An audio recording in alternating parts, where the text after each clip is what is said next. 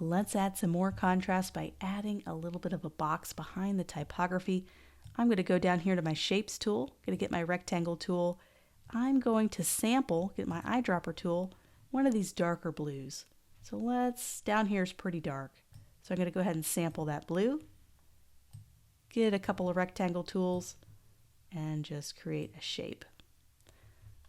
And what I'm going to do is I'm going to select this shape, and I'm just going to duplicate this. I'm just holding down Option and dragging.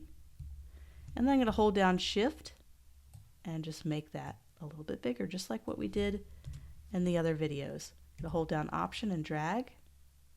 I'm going to hold down Shift so I can just adjust that one side and just keep going. This just adds a little bit of a design element but behind the typography. So now I can select all of these boxes. I can go up to alignment just to make sure all those are center aligned. I can go up here to my alignment panel and go ahead and do an align horizontal. It's going to line all those up for me. And I can take all of these boxes and drag them behind the typography. So I have all of those selected. I'm going to drag them all the way behind my typography. I can lock my brick layer, just going to lock it. And I can highlight everything else. And I can kind of find a better center point for this. Going to do my smart guides till I get my little pink line. There it is. Now I know that is center aligned in the document. And now I know it's center aligned horizontally and vertically. So just a simple quote I was able to do by using gradient maps in my adjustments, doing some quick typography, adding some contrast, adding some boxes, super quick quote. We're going to do a couple more next. Let's say this is a very large document. Right now it's 3,000 by 4,000 pixels. That's really big. Let's say I want to scale this down and I want to do a different size. Let's say I want to post it on Instagram tomorrow.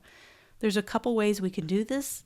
One of the best ways, in my opinion, I can keep this document as is because who knows if I want to make it different sizes. Keep this original document and just create a new document the size that I want it to be. So I'm going to go to File, New. Let's stick with a typical Instagram post size, 1080 by 1080. So 1080 by 1080 and click on Create. So there's our Instagram. So I can go back to our brick photo that we edited. Make sure I unlock that background brick layer. You don't want to have anything locked when you want to copy and paste content to another document. So everything is unlocked. So I have my Move tool selected. I'm going to click up here in a blank area, click and drag, and it's going to select all of my layers for me.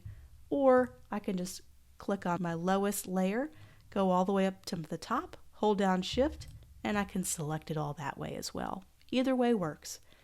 I'm going to go up to Edit, and I'm going to copy, or you could do your keyboard shortcut. So I'm going to copy it, go to a new document. I'm going to do a quick paste. So I'm going to go down to Paste, paste it all in. You can see it's a super large size, so I'm going to have to scale this down, which is no big deal because everything's a smart object. I don't have to worry about anything messing up. So I'm just going to go ahead and scale it down. I'm not holding down Shift. It's going to scale it nicely for me. And I'm going to fit it into this Instagram post. And this is a great way to do other types of sizes too. Just kind of size it up. See, I got my smart guides, I got my horizontal, and I got my vertical smart guides, letting me know everything's nicely aligned. I'm going to let go, press Enter, and now we are in a newly sized document. We are at 1080 by 1080 pixels. I can export this easily to be able to post it on Instagram tomorrow. Of course, I'd want to change the typography because it's not a real quote, but at least I have a template that I can use to put a real quote in there. So let's say I want to export it. We'll talk about exporting a little bit later, but I feel like I just want to let you know how to do this just in case you're excited about your project that you're working on right now and you want to post it somewhere on social media, Facebook, whatever. You just go up to File, Export, Export As. So File, Export, Export As. You could also do a Save As, and we'll talk about the difference between the two, but let's do an Export As. It's really good for digital, online kind of files. So we're doing an Export As.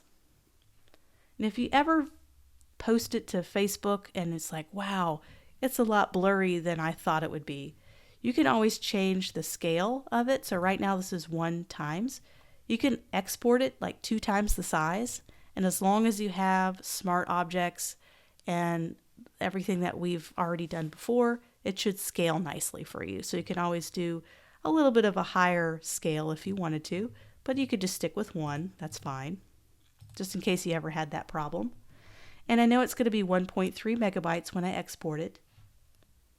And that's it. I'm not going to mess with this. We'll go over more exporting options later on. Just do a quick export, and there it is, exported. So what's really good, let's kind of switch gears. We're going to create a couple more posts practicing what we've learned with gradient maps. But what's really neat about gradient maps is I have this gradient map right here. I can bring in any photo and I don't have to do that gradient map adjustment again. It'll automatically apply that filter to everything underneath it. So let's say I want to bring in a picture of a person. So let's say I have this woman with a mask on and I want to drag it in to Photoshop. Right now she is on top of that gradient filter layer. And I'm going to show you right here. Here's the gradient map filter, and it's applying it to the brick. If I drag her underneath the gradient map, all of a sudden, it'll apply to her, which is really cool. So now I don't need the brick anymore. I'm going to just do something different. I can just drag that in the trash can. So now I have her, and I can adjust the type accordingly. So we can go ahead and get rid of all these rectangles. And whenever you have like repetitive layers like this, like each one of these is a separate rectangle. I usually like to just group things in folders because it's a little bit easier to manage than having this big long list of layers. So don't be afraid of grouping things into folders. So now I can easily delete that instead of having to select each one. So now I can kind of mess around with this text a little bit more. So let's double click it.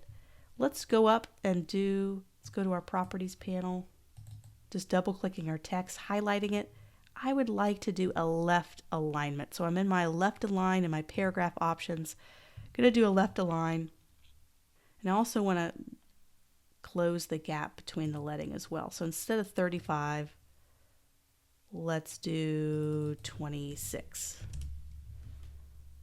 And this is where the fun begins because you can really mess around with photos and how they are structured. So right now it's this old gradient map right here, but I can always go back in to my properties and change it a little bit. So let's make it a little bit brighter. So I'm in my highlights and change all the highlights to make it a little bit brighter all across the board. Just a little bit brighter, but still low contrast enough for me to read the text.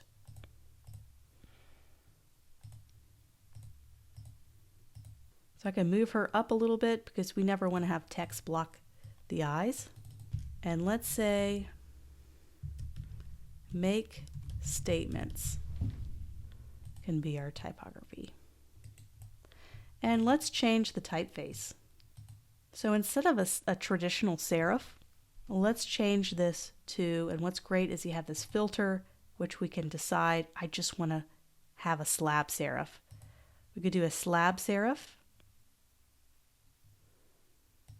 And let's take off all caps. It's a little strong. And let's have everything be lowercase to be softer. You can also change the coloring if you want to make it high contrast. And it also needs kind of an anchor. So you have this kind of lowercase typography. It feels like it's kind of floating in no man's land, and it needs to have some kind of design anchor. And a lot of times it's a dividing line, it's a box, it's a shape, something that helps to anchor that text to that area of the document. So it could be as easy as getting a rectangle tool and just drawing a small little rectangle. Let's make sure we make it that same color. Just something to anchor it.